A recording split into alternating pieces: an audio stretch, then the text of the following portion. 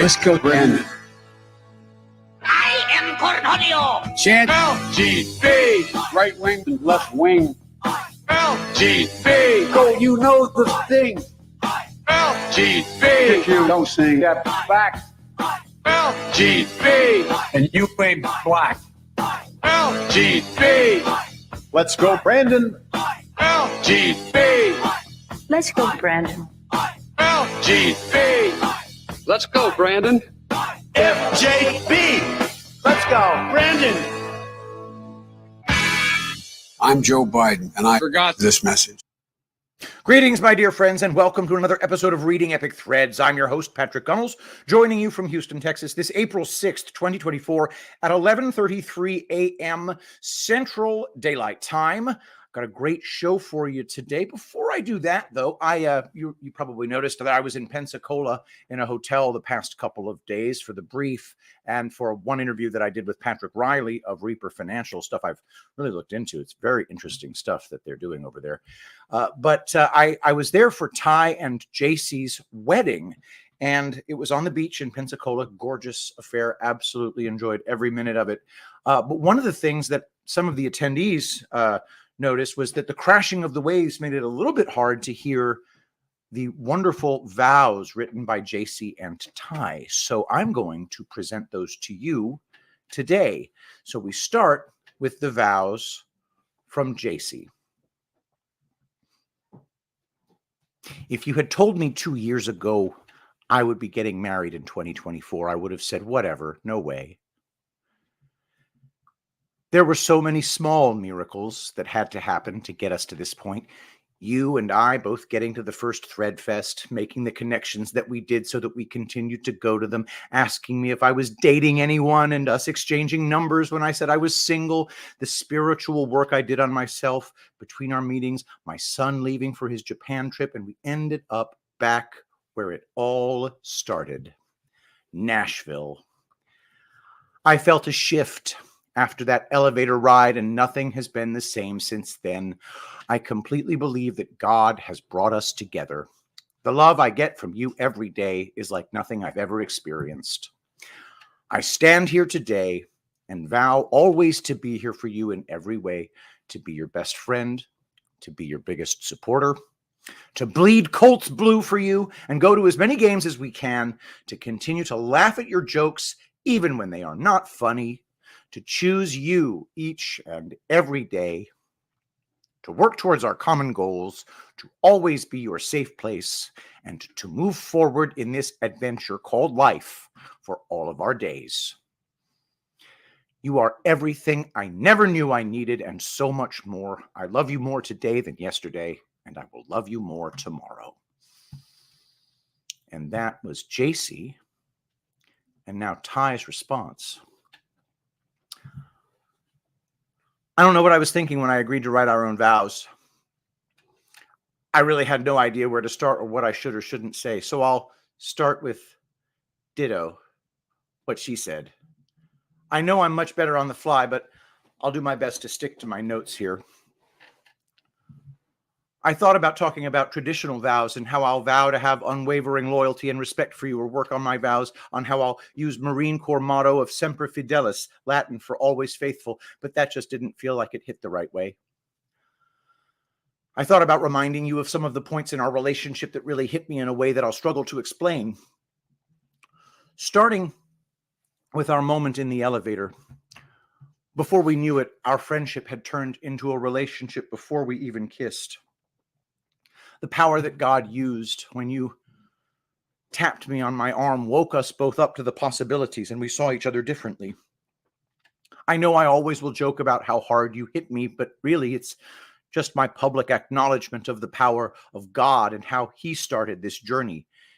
He woke me up to see you as the spiritual, capable, intelligent, and virtuous woman who knows her worth far above rubies or pearls. It's like we became married at first sight from the time He woke us up.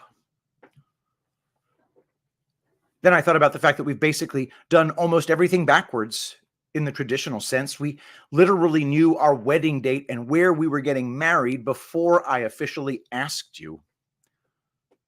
So I want to start with something I can't vow to you.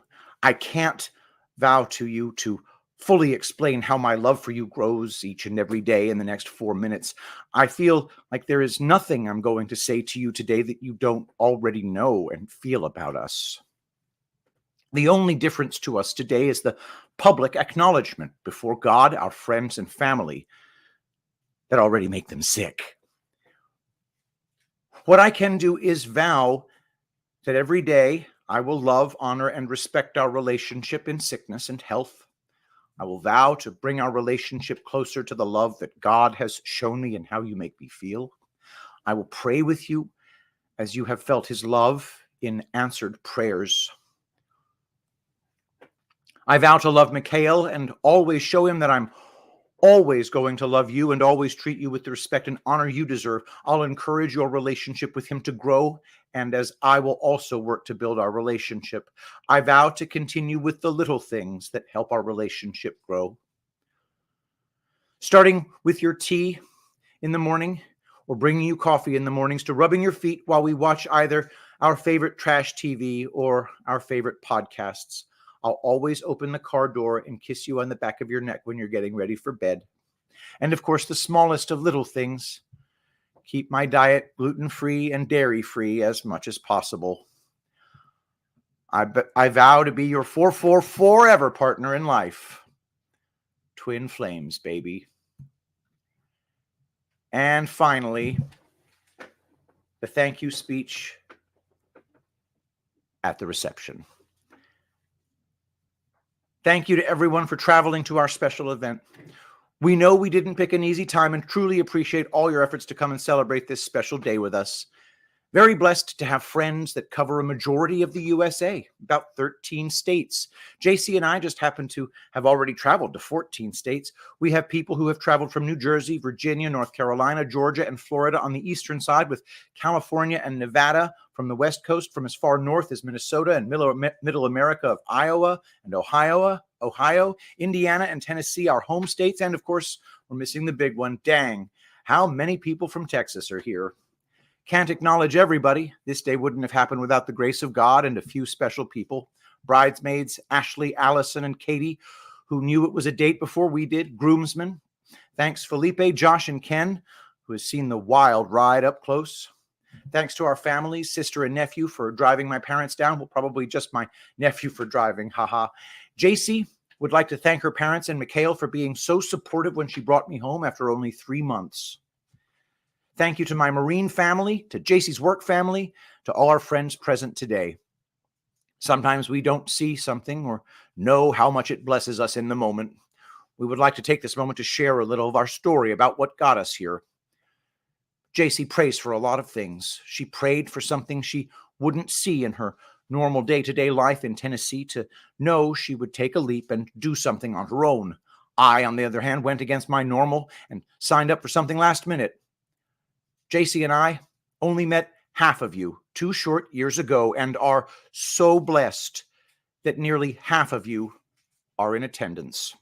We also thank God that he has a great sense of humor, and he blessed our life with a real-life angel, a guy that sells angel paste. You see, JC and I wouldn't know nearly half of you, and we may have never met if it wasn't for Patrick Gunnels and his reading epic threads.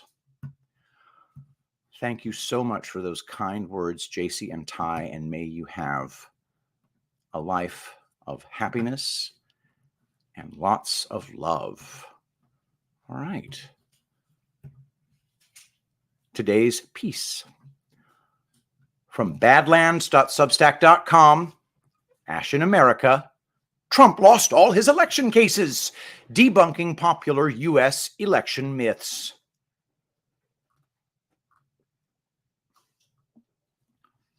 As the election year shenanigans heat up, old lies are making the rounds again. We're going to spend some time in the coming weeks debunking the most egregious regime assertions. And first up, the 2020 election cases proved there was no fraud. There are variations of this theme, of course. Trump lost all his legal cases is a popular refrain from people who have no idea what they're talking about. One attorney and independent journalist who does know what she's talking about is Rachel Alexander, and she recently published an index of 2020 election cases, leveraging the extensive report put together by electionintegrity.info and case summaries from the Healthy Elections Project at Stanford MIT. Alexander's research is an invaluable resource, so please give her a follow. You can do that at Rach, RACH_IC on Twitter. Be sure to tune into Why We Vote on Friday as Rachel Alexander joins Brian and me to discuss this and her other work. That was yesterday, by the way. As we go through the actual legal outcomes of 2020 challenges, consider the truth against the narrative and realize the magnitude of the deception. There are 92 election lawsuits specifically dealing with the 2020 election. Of these, 30 were decided on the merits, and 62 were disposed of due to procedural or other defects. Of the 30 cases decided on the merits, Trump and others on the side of election integrity prevailed in 22. That's a 73% win rate when the evidence is heard. Let's jump in. Cases decided in favor of the regime. We are not going to look at all 92 cases, but rather a few cases in each category of outcome. You can review all the cases and pleadings in the links above. In the run-up to 2020, the Trump campaign and other parties filed challenges to the election procedures in many states. Several of these challenges were unsuccessful. In October 2020, the campaign challenged a ban on poll observers at early voting locations and asked the court to allow the campaign to have observers where votes are being counted. The court found that the Philly Board of Elections satellite offices do not count as polling places under the election code, even if votes are being counted there, and denied the petition. The day after the election, the Georgia Republican Party and Donald J. Trump for President, Inc. petitioned the court to order the Chatham County Board of Elections to sequester all absentee ballots received after 7 p.m. on Election Day and to provide an accounting of all such ballots to petitioners. The petition was denied on statutory basis as, quote, the court held that the ballots in question were valid and there was no evidence that the Chatham County Board of Elections had violated any law, end quote. On November 5th, 2020, the Trump campaign challenged the counting of nearly 600 ballots in Montgomery County, Pennsylvania, as ineligible for lack of an address. The case was denied on statutory basis. Quote, the election code does not require a voter to provide their address on the declaration envelope, end quote. A similar case went to the Pennsylvania Supreme Court, where the campaign challenged almost 2,200 ballots. Quote, the court held that the Pennsylvania Supreme Court has made it clear that voters should not be disenfranchised based on advisory portions of the election code, not mandated by statute. End quote. Think about that for a second. Mail-in ballots were sold to the people as a secure voting method due to signature verification and other statutory controls in the process. In Pennsylvania, the Supreme Court found that those controls are effectively meaningless. This alone is enough to dispose of mail-in voting forever. But there are also the findings in Georgia, Michigan, Arizona, and many other states that affirm the insanity. There were also a few cases decided for the regime by other plaintiffs. For example, in Harris County, Texas, the court found that the plaintiffs did not have standing to bring a claim of harm from 127,000 illegal ballots. That was before the Texas authorities prohibited Attorney General Ken Paxton from prosecuting election cases. See how that works? It's important to realize that these decisions were in 2020, and we know so much more now about the absolute state of our elections.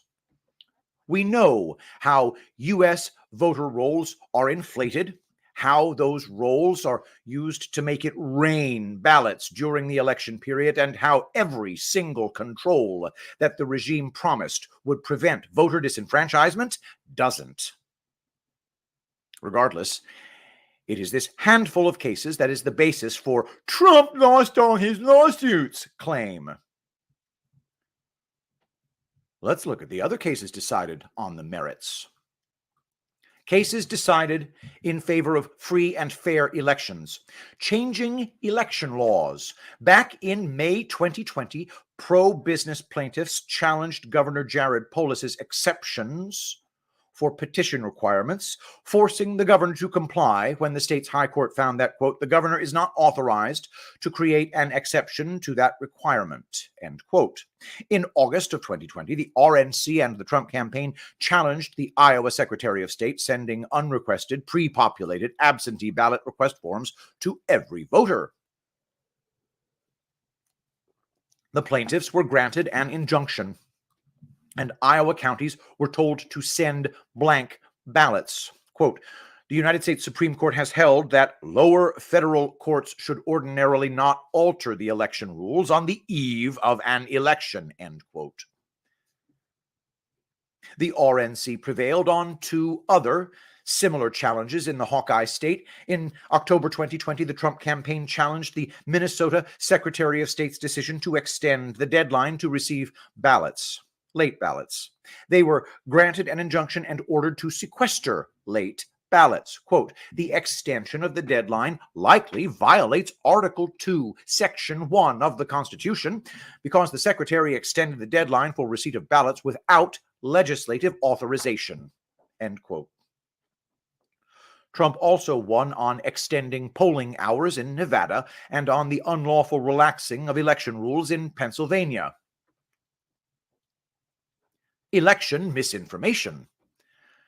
Petitioners Mark Jefferson and the Republican Party of Wisconsin secured a temporary restraining order against a clerk who was encouraging people to designate themselves as indefinitely confined to avoid proof of ID when requesting an absentee ballot. The clerk was ordered to remove and stop posting legally incorrect information.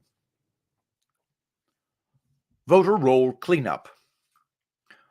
One of my favorite wins is where Judicial Watch challenged Colorado Secretary of State Jena Griswold's voter roll hygiene, and the secretary entered a consent decree. Due to the terms of the settlement, Judicial Watch can't say Jena admitted fault, but it's hard to imagine any other circumstance where the secretary would agree to provide a conservative legal group with annual data updates for 5 years.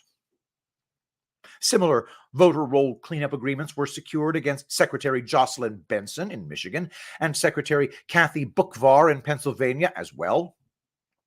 Why not use the litigation as an opportunity to show that the Colorado, Michigan, and Pennsylvania voter rolls are pristine as claimed? We know why. The Pennsylvania Republican Party won a decision on sequestration of absentee ballots received after 8 p.m., enshrined now as Supreme Court precedent, and America First plaintiffs prevailed in similar challenges in Minnesota and Virginia. Signature verification. In Nevada, the state Republican Central Committee requested the court order Clark County to produce every voter signature for the general election, as well as, quote, images of their signatures on file, the names, parties, and shifts of members of the counting board, detailed documents regarding policies, training materials, and names of employees regarding every aspect of poll watching, ballot processing, and security, end quote. The request was mostly granted, limited to what was available when the request was made and the info was turned over.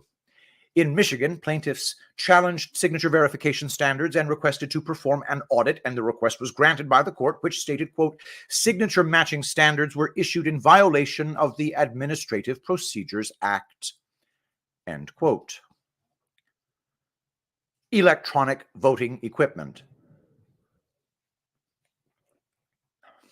In Michigan, plaintiffs were awarded the ability to conduct a partial audit after challenging Antrim County that the machines flipped votes. In fact, we know that votes were flipped, See the findings of the Allied Special Operations Group's report on Antrim County's 2020 election. Whenever they get caught in this way, they claim glitch. See DeKalb, Georgia, and Williamson, Tennessee. Voter GA suspected improper counting in Gwinnett County, Georgia, and requested to inspect the electronic ballot images. The request was granted by the court. Finally, in one of the biggest election disclosures to date, the 2021 Maricopa County audit ordered by the Arizona Senate. Maricopa County sued Arizona senators over their legislative subpoenas for 2020 election documents, log files, and other materials. The court affirmed that the Senate's requests were legal and the county was ordered to comply. Notably, Maricopa County did not comply with many of the subpoenas, and it doesn't appear they ever faced any consequences. Rules for thee. What about all the other cases? We haven't even covered all of the 30 2020 election cases decided on the merits, but it is now abundantly clear that the Trump lost all his cases line is a fabrication. It's narrative. As for the other cases, they fall into a few different categories. A handful of cases were dismissed for lack of standing, meaning the plaintiffs didn't have the right to bring a claim. Plaintiffs lack standing since they haven't shown an injury. And if they had one, it is not redressable by the court. It's merely a generalized grievance and no imminent injury or causation. Others were dismissed for lack of jurisdiction. The lawsuit needs to be filed in a circuit court instead, which will do the fact-finding.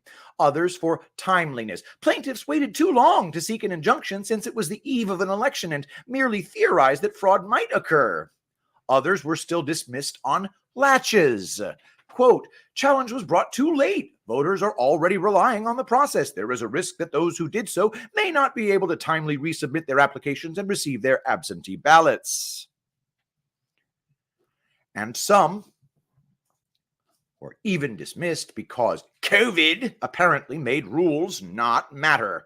Considerations of public health weigh strongly against the issuance of an injunction, even if plaintiffs' claims were meritorious. In other words, getting evidence in front of a court to make a decision on the merits of the case is a damn miracle. If wins aren't reported, are they not wins? In her index of election cases, Rachel Alexander quotes attorney Robert Barnes. Not ripe in spring, no standing by summer, latches by fall, and moot by winter. Robert Barnes. Barnes effectively summarizes the court's positions on 2020 election challenges, but the reader should consider that Trump's pre-election challenges are proven prescient by the current state of our democracy. For years, we've been told by all the mockingbirds that there is no evidence of election fraud, and that 2020 was the safest and most secure election in history, and that Trump lost all his election cases. In fact, 62 out of 92 cases were dismissed without the court hearing the merits of the case. In the 30 cases where the court's decision was based on the merits, Trump and other America First plaintiffs prevailed in 22 cases, or 73% of the time. This is a story the regime has fought hard to suppress. The narrative has been ubiquitous, making the actuals somewhat shocking. This is also a story that independent journalists like Rachel Alexander and all of us here at Badlands are fighting hard to tell, because it's the truth. Stay tuned as we debunk more election myths in the coming weeks here on Badlands Media. That is Ash in America at badlands.substack.com. Ash in America, badlands.substack.com. Go to that website. Do a paid subscription if you can. It's worth it, guys. All right, now we're going to do the other Cates, Brent Dwayne Cates. And this piece is entitled, Are You Ready for the Eclipocalypse? Eclipocalypse. It's quite a word. From brentcates.substack.com. Are you ready for the eclipocalypse? All news is now a distraction. Focus on your quality of life. by Brent D. Cates. Besides a new pathogen, avian flu, being created and released by the WEF demon spawn to attempt to recover all of their dying narratives, the other story being hyped to the moon is the coming Eclipse to occur on April the 8th, just a few days from now. Tara Bull on Twitter, quote, breaking, another state of emergency declared in New York counties ahead of the solar eclipse on April 8th. Prepare for congested roadways and disruption of cell service. Residents in 15 states, Texas, Oklahoma, Arkansas, Missouri, Tennessee, Illinois, Kentucky, Indiana, Ohio, Michigan, Pennsylvania, New York, Vermont, New Hampshire, and Maine will have the opportunity to witness the moon completely blocking the sun's view in 2024. Are you taking measures to prepare for this event? End quote. Smell the panic. It's almost as if they know something will occur that they cannot control. Clearly, both of these stories intend to pull every last vestige of your all-important focus and attention away from the dozen cracks now openly forming in the deep state's formerly impenetrable wall of deception. By merely paying attention on social media such as the X app to pursuing various new media outlets provides amazingly timed revelations on everything from stolen elections to COVID origins to America's poison diet. The dichotomy between humanist and extinctionist grows apace, week by week, heading into April. Literally every new mandate or policy being presented in Canada is repugnant to free-thinking peoples observing the naked fascism of the little Castro regime. Scotland, Ireland, France, and Germany are all descending into a mad insistence the people under their authority toe the New World Order line. Captured populations, including Americans, are now being subjected to extreme forms of abuse and neglect by the very authorities charged with their protection and well-being. And the fact it's become unavoidably apparent to anyone paying attention shouldn't be lost on you. From LA to New York and everywhere in between, the cost in blood, misery, and treasure in the pursuit of policies that are literally anti-American are breaking the nation, shattering the cohesion and stability any civilization requires to survive. Without any counterbalancing force or resistance pushing back against this unbridled madness, America will be lost, exactly as Donald Trump has predicted since being shoved out of the Oval Office in 2021. But America's resistance to such naked fascism is growing and strengthening, despite all of their determined shit-weaselry to stop it. Everyone outside of the vile legacy media is now mentioning as loudly as possible that Biden and his handlers appear to be engaged in destroying America as founded just as fast as they possibly can. Directly, openly. Huge mistake. These ghouls and jackals did their most egregious harm from the shadows. Their hidden hand has been most effective using their eternal sword and shield of deception. But now, what I call the Trump effect has changed everything and is forcing them to act in pursuit of achieving their century-long plan openly as we watch. As I've said repeatedly since September 11th, 2023, every single word or deed by Puddinhead Joe appears to be done to enrage us and erode confidence in Democrat voters. And the Biden administration is doubling down hard since March, culminating in Joe apologizing for calling Laken Riley's illegal murderer illegal and choosing to sign an executive order making Easter Sunday a trans day of visibility. No one has been able to explain to my satisfaction as to why Joe needed to sign an EO for a day of visibility that's been honored by the left on March 31st since 2009, other than to rub our faces in a Christian faith Biden's handlers despise. It's clear to me that by attacking every single wonderful thing about America so brazenly and openly that a tipping point is about to be reached, which these demonic dark shepherds don't grasp at all. They believe all avenues of escape or redress have been closed off by them on paper. Using all of the laws they are mercilessly abusing to attack us, they are still completely confident they're going to prevail. They never had a prayer. And that they cannot see this coming is hilarious to me. As Burning Bright has stated, this is the infinite energy of truth versus the finite energy of deception. Reality check inbound. When I say reality check, I really mean a soul check is inbound. 2024 is going to seem like a bad year because this will be the year the Luciferian industrialists running your world begin to lose everything. And as they begin to lose seriously in wealth, influence, and assets, they and their disgusting mainstream media are going to insist that you wring your hands and gnash your teeth along with them as universal justice finally begins to call their names openly and publicly. These stunning and brave champions of humanity are going to be exposed as anything but benevolent. This run up to November of 2024 is going to be lit beyond anything you've yet seen. Do your soul check with a sense of calm diligence to avoid being sucked into every dark psyop and trap the media will be laying for you, a new hook to pull you in week after week after week, to emotionally unbalance and hook you into losing all your important focus. Go into a mindset where your specific interests trump everything else's. Luckily, your first real test is inbound. The eclipse.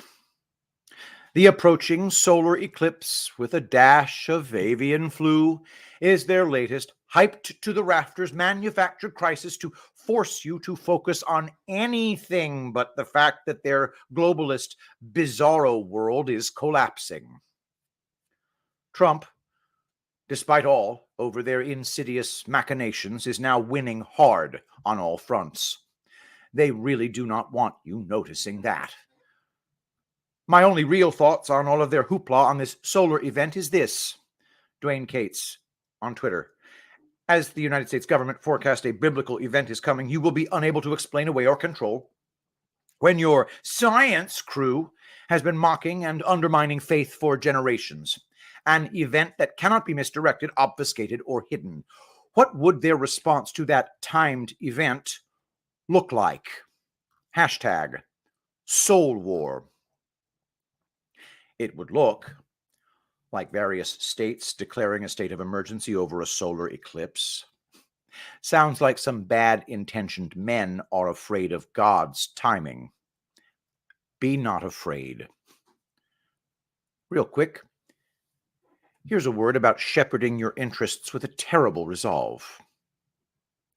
Good governance is people working to do two things as their focused priorities. One, protect and defend the people. Two, work either to maintain or improve the people's quality of life. All else must be peripheral. Too many of our city folk cousins have been inculcated into false crusades that not only don't concern their interests, these causes devolve or destroy their interests while handing them feel-good virtue signaling and a sense of false moral superiority they can bask in as their lives are crushed into oblivion. These causes actually demand the surrender of your interests to the globalists of all of your precious time, energy, and all-important focus to the devolving detriment of the humanity under their sway. So not only is the quality of life of all Americans devolving rapidly, our way of life is actually under the threat from our own government. Here are some things to focus on instead. The massive number of veteran suicides is not due to lack of funding, the incompetence of the Veterans Administration, or bureaucratic stupidity. No, this is evil, hiding behind incompetence to achieve a goal. The loss of our veterans is deliberate and malicious. Now, how can I say that? Who am I? I'm not even a veteran or a medical professional. How can I say that? Because Trump fucking fixed this to the tune of 90% during his short 4 years by streamlining care and shit-canning thousands of VA staff who were incompetent or corrupt, thereby massively improving veteran care. And then Joe Biden rehired all of them, proving all of their terrible care and suicides of misery by distraught veterans was deliberate.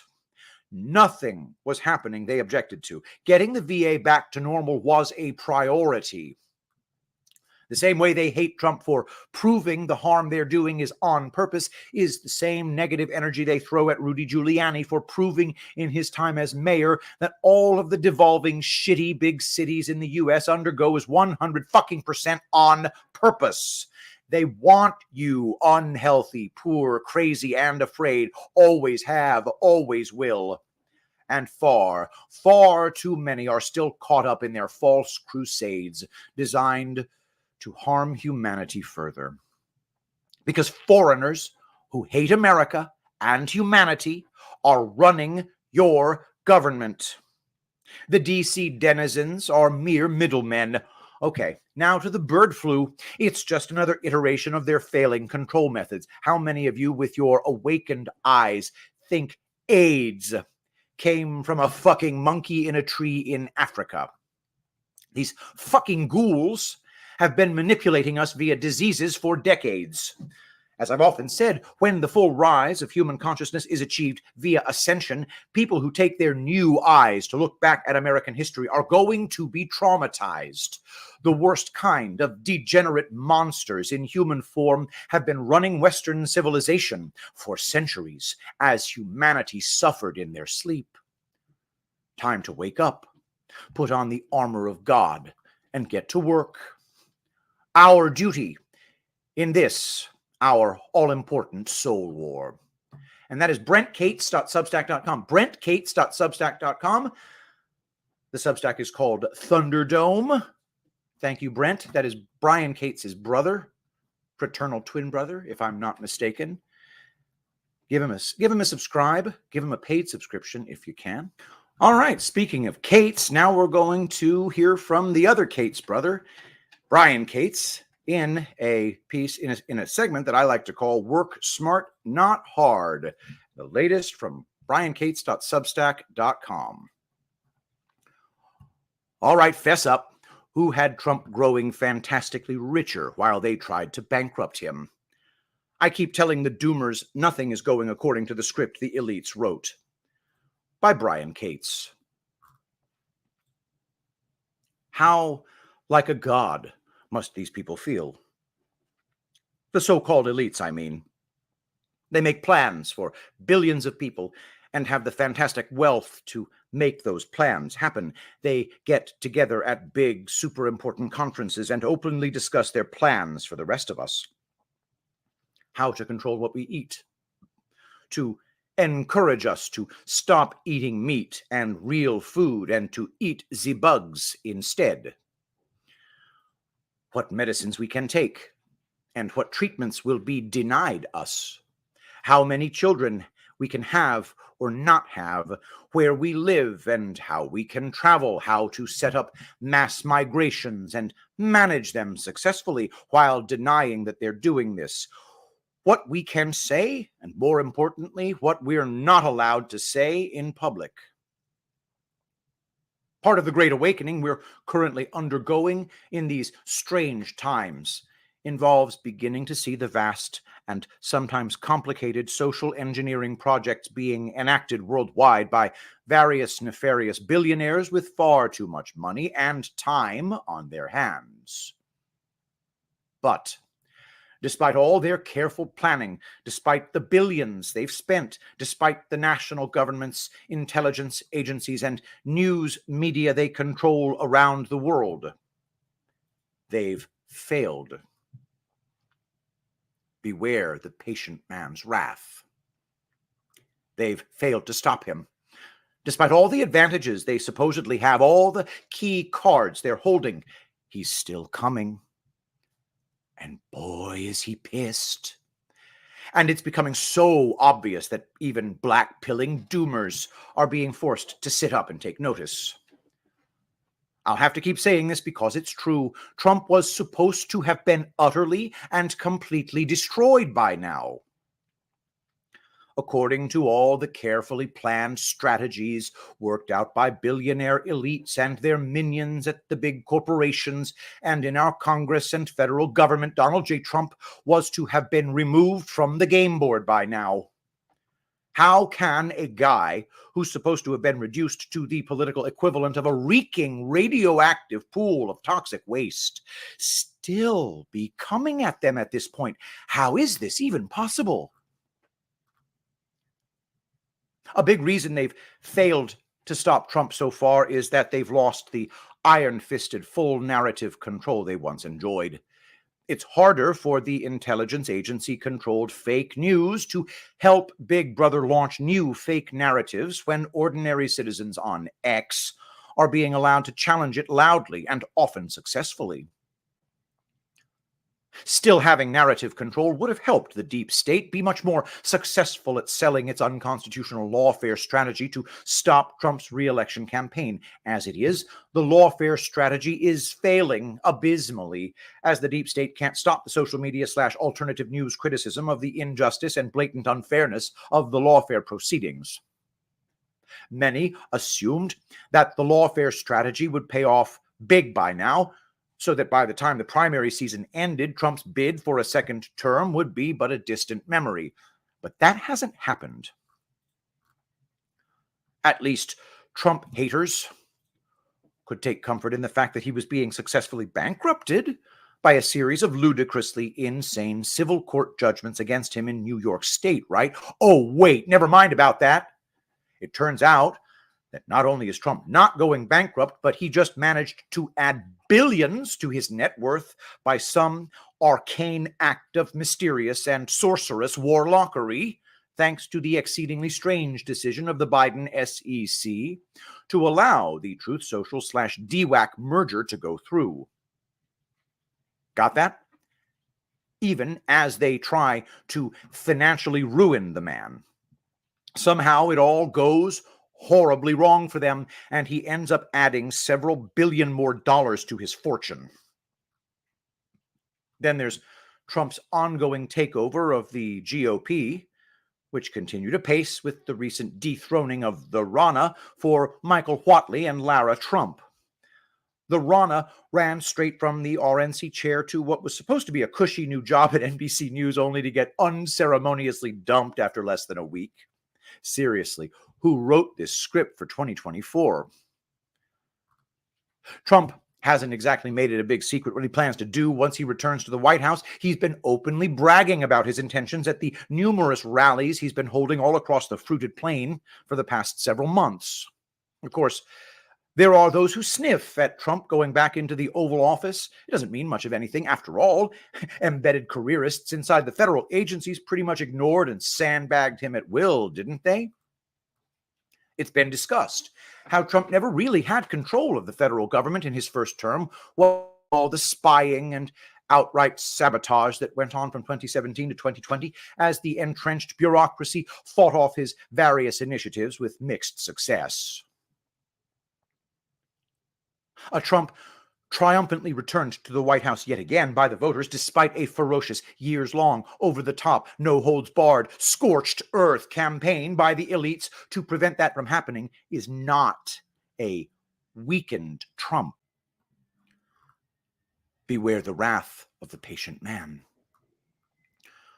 For some time now, Trump has been openly saying that when he begins to do what has to be done, most Americans will fully support him. No one will be able to seriously argue that the DOJ, the FBI, the CIA, the State Department, and the Pentagon do not need deep and serious reforms. Trump being returned to the presidency by the voters will be a mandate, not some kind of weak, half-assed farewell tour. He won't need to run for re-election again, and so he can do what everybody knows needs to be done. End entire federal agencies, meld others into each other, and vastly reduce the size and power of the federal branch.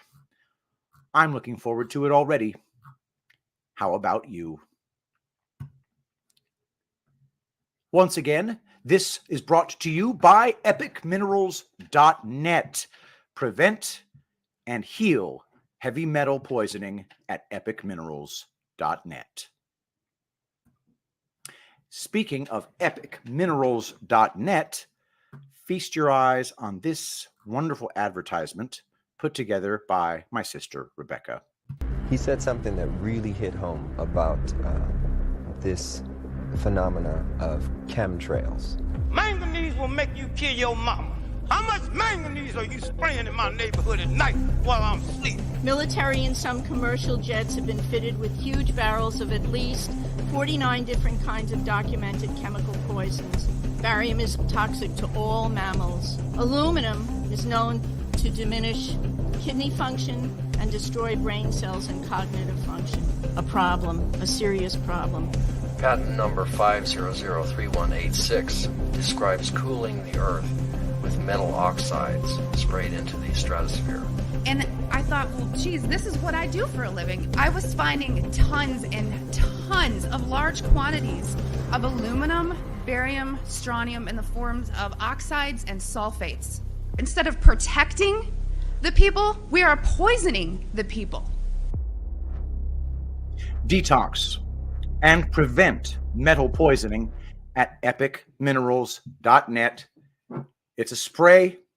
It's 5 sprays in the morning, 5 sprays at night. And then you can do more than that if you are doing a therapeutic dose, but a maintenance dose is just 5 sprays at a time.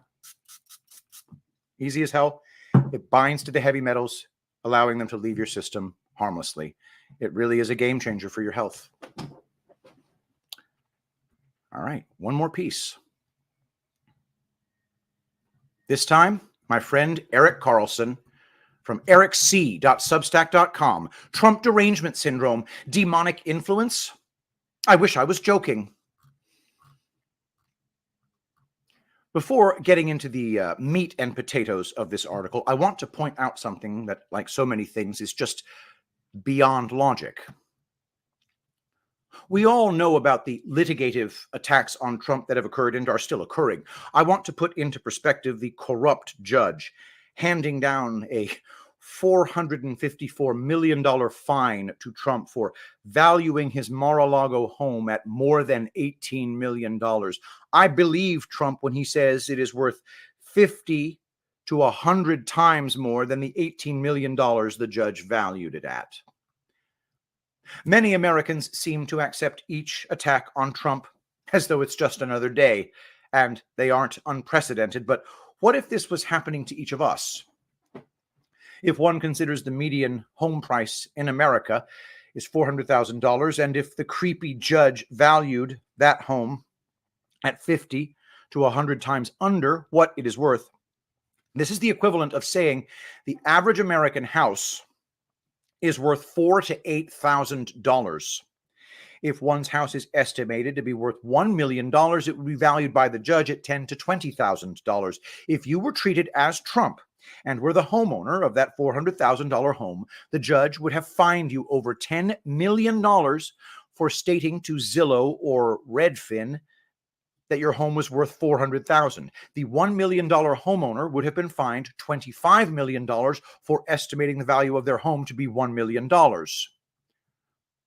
For some reason, when things happen to Trump, we just accept it with a roll of the eyes or a shake of the head. But imagine if you were sued for $10 million for stating your house is worth more than $4,000.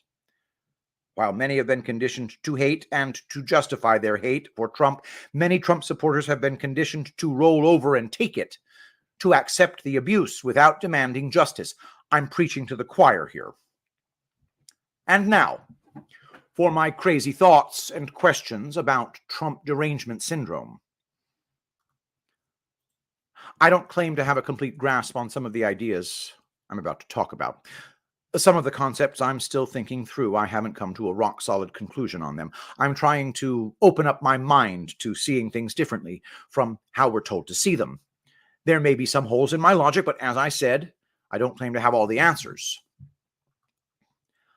I understand the brain can affect one's thoughts, but I'm asking people to think the other way as well. One's thoughts can affect one's brain. Negative thoughts can affect your brain just as Stress can affect your body. It's not by accident that we're constantly, with no relief, being bombarded with negativity and fear propaganda. Fear and negativity alter the brain and the ability to reason, to think. Enough fear, and the brain goes into zombie mode, survival mode. The brain can no longer reason the way it's designed to. Trump derangement syndrome. We all know someone, or maybe we know quite a few people, who seem to be intelligent, educated, and decent people. But once Trump is brought up in conversation, something changes in them. Rationality immediately gets thrown out the window. Feelings and emotions kick in. We ask ourselves how they could possibly be so off base when it comes to Trump. Why does Trump seem to be in a blind spot for them?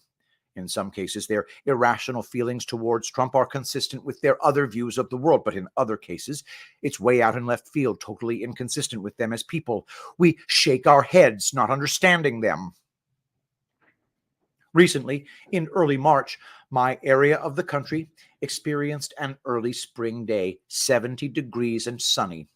On a Sunday afternoon, my conservative neighbor asked me and my liberal neighbor to come over to have a beer on his back patio. His wife is out of town, and I could tell he could use the company. We sat on his patio, soaking in some much-needed vitamin D, and had a couple of beers. At first, we talked about how nice the weather was and a little about the neighborhood, as neighbors always do. Then we had talked about the economy, inflation, the border situation, the downtown area we never go to anymore, and how bad it all is.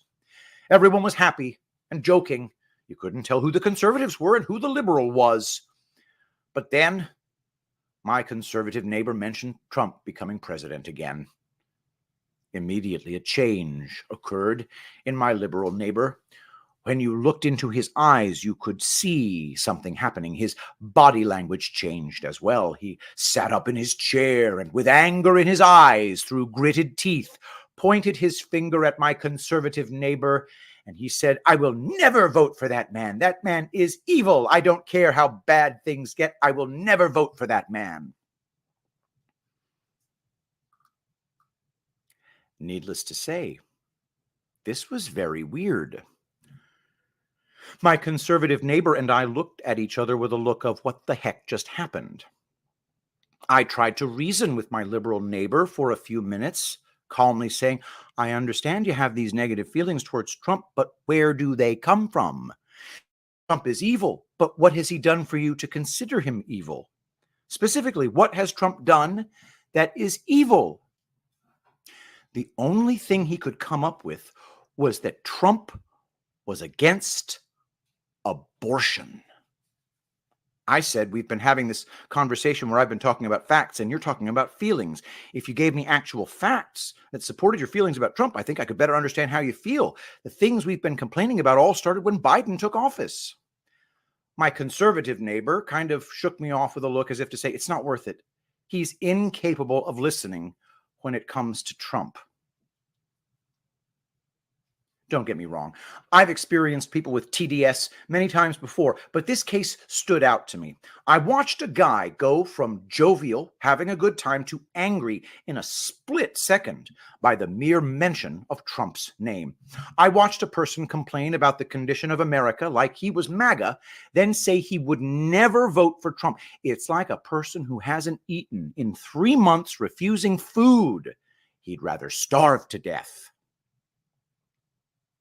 Trump derangement syndrome is a unique condition where the person with it isn't expected to provide any real evidence for why they feel the way they do. How they see the world isn't expected to line up with reality. Sometimes they will repeat a lie they hear on mainstream media, but most of the time they don't even do that. He's evil. He's a crook. He's a warmonger. He'll lock everyone up who isn't MAGA. Facts don't back their claims up. He was president for 4 years and he never did the things they insist he will do if he is POTUS again.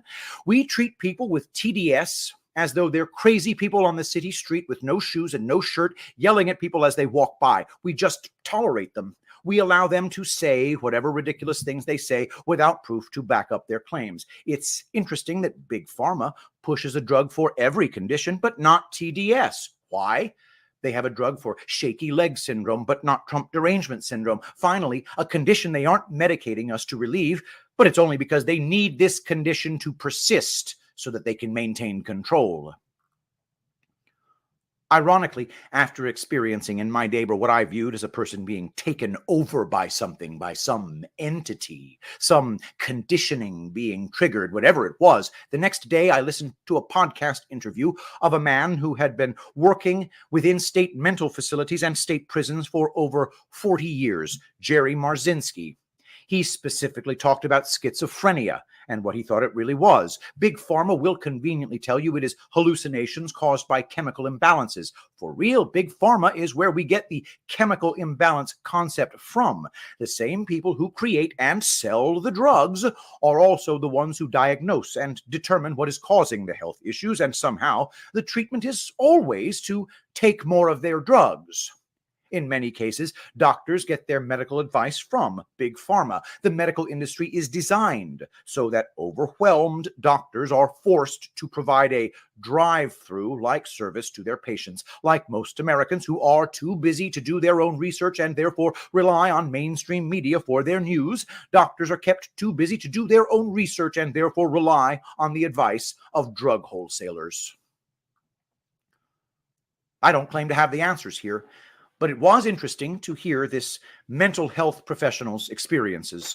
Jerry Marzinsky said the patients he interviewed hate taking the drugs given to them for schizophrenia. In many cases, they pretend to no longer hear the voices in their heads to avoid being given more drugs, which leads the psychiatrists to believe the drugs are working.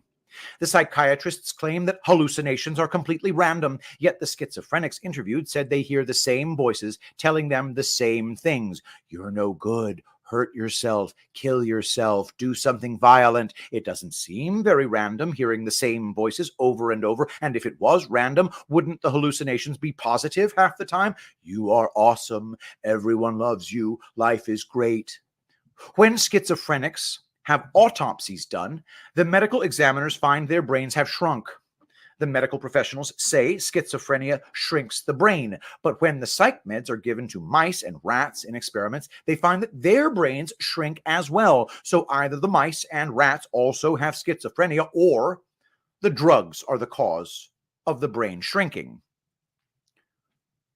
Jerry Marzinsky claims that many of the schizophrenics he interviewed had used LSD and or meth in the past or presently, and the schizophrenia was worse in the people who used these drugs. He surmised that these drugs open a portal into the spirit world, allowing in demonic voices. Interestingly, the CIA used and still uses psychedelic drugs like LSD in their MK Ultra mind control programs. Did the CIA have access to the Vatican Library and their records on possessions and exorcisms when they started the program? Does MK Ultra mind control involve letting in demonic entities? CERN is about to fire up their particle accelerator again on April 8th, the day of the eclipse. Is CERN hoping to open up a portal to the demonic world? I've always been very distrusting of people who talk about using psychedelics to heal your mind. Yes, if it opens up a portal to the spirit world, a good spirit might communicate with you and give you guidance. But what happens if a demonic spirit is the one who answers your call? As a Christian, I believe Satan and his demons are always trying to put negative thoughts into our heads. I don't believe negative thoughts come from God. Satan wants everyone to believe they are no good, and the grace and forgiveness we receive through the blood of Jesus Christ is not sufficient to save our souls. Christian and non-Christians alike are attacked by demonic negative thoughts. A demonic possession is when a demonic entity completely takes over someone's mind. Demonic possessions are extremely rare, but I believe it is very common for demonic entities to be competing voices in one's head. Everyone has negative thoughts, and as I said, I don't think negative thoughts come from God. Demonic voices feed people negative thoughts. Some have louder, more insistent, and more consistent voices giving them negative thoughts, but in most cases, it may not sound like an actual voice, but rather thoughts that enter your mind. I'm not good enough. Marzinsky was interviewing and treating schizophrenics with the promise that their honesty wouldn't result in being given more drugs. He advised praying and reading the Bible when they started to hear the voices. They said this helped to get rid of the voices temporarily. The voices would go away and come back after a while. Strangely, they said the more powerful voices, the demons that seemed to have more authority, in many cases would leave and not come back. The lesser voices seemed to stick around longer. As I mentioned, I believe Satan and his demonic spirits are constantly trying to tempt us and fill our heads with negative thoughts. The more we protect our hearts and minds, the less effective Satan and his demons are. In some cases, where the demons are given more freedom to torment, the thoughts in some people's minds can elevate to audible voices. I assume other religions have a similar understanding of how demons operate. In the Bible, it tells of Satan audibly tempting and talking to Jesus in the desert for 40 days. If Satan can attack Jesus and cause him to hear voices, then he can attack anyone. Frustrated, Satan left Jesus in the desert to come back at a future time to torment him again. If someone doesn't believe in God or Satan, or believe that Satan tempts us or puts negative thoughts into our minds, then this must all sound ridiculous. But if you do believe in God and the temptations and deceptions of Satan, then you must at least acknowledge the possibility that the voices people hear, the negative thoughts that people have, come from Satan. One can't say they believe that Satan tempted and audibly talked to Jesus. But there is no way he does this with other people. It's like saying you believe eating excess calories makes one person fat, but refusing the idea that you've put on weight because you've been eating excess calories.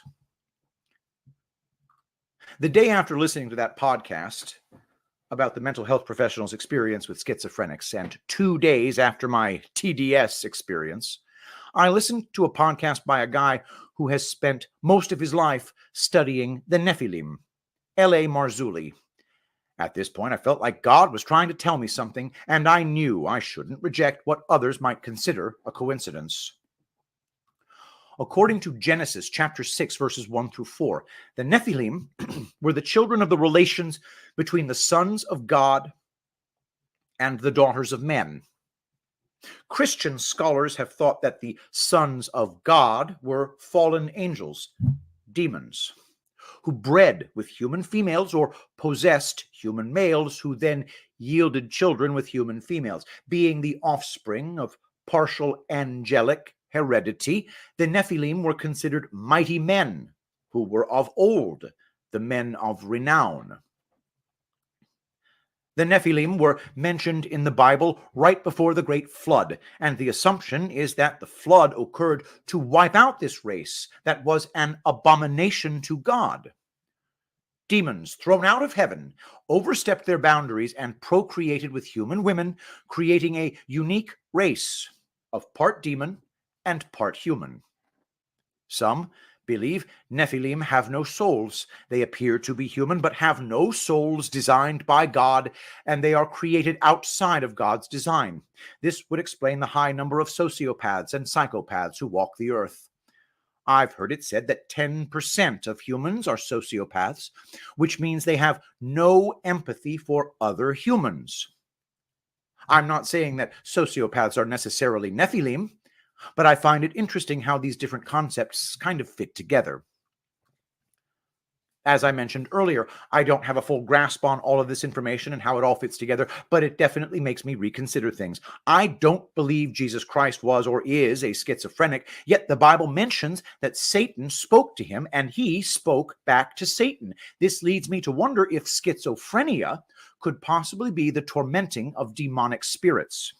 Everyone has negative thoughts, which I believe come from Satan, and negative thoughts and voices have to affect the way the brain functions. Do people with Trump derangement syndrome have thoughts that have been implanted into their minds, giving them feelings of hatred towards Donald Trump and, in many cases, conservative and Christian values? I really do believe we are in the midst of a spiritual war. The idea that in some cases, smart, intelligent, and seemingly caring people have a deep-seated hatred for a man that they can't explain gives credence to the idea that their hatred comes from Satan himself. In my opinion, their hatred doesn't come from logic or experience. I've yet to hear a convincing reason as to why anyone hates Trump. I've heard people repeat lies about Trump. I've heard people express their vague feelings about him, but I've yet to hear someone with a convincing argument that supports hatred for the man.